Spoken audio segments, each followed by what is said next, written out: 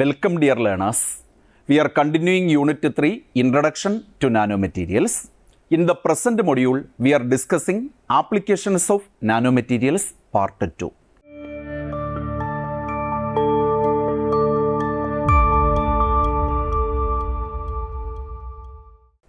The contents of this module are Environmental Applications of Nanomaterials, Application in Water Purification, Nanomaterials for dye removal, other applications of nanomaterials, and importance of nanotechnology. First of all, environmental applications of nanomaterials. You are very familiar with the fact that nanomaterials are associated with entirely different physico-chemical properties. When compared with the bulk materials, nanomaterials have several fascinating chemical as well as physical properties. These properties enable them to apply in diverse fields. That is, nanomaterials have different applications in diverse fields. This module is mainly intended to discuss environmental applications of nanomaterials, especially the applications of nanomaterials for water purification, for dye removal, other applications, etc. Now we are entering into environmental applications of nanomaterials. Nanomaterials have a wide range of applications in environmental science and engineering. This is due to their unique properties such as high surface area, tunable reactivity, and enhanced adsorption capacities. First of all, why they are having high surface area? The nanomaterials are associated with a very small size. As a result, the surface area to volume ratio associated with a nanoparticle is very high. Moreover, the nanoparticles are associated with size tunable reactivity.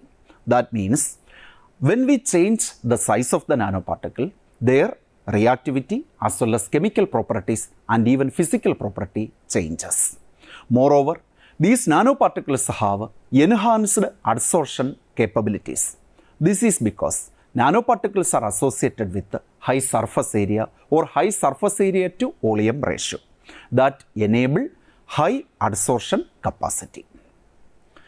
Important applications of nanomaterials with respect to environmental science are water treatment and purification, air pollution control, soil remediation, renewable energy and environmental sustainability, waste management and recycling, and climate change mitigation.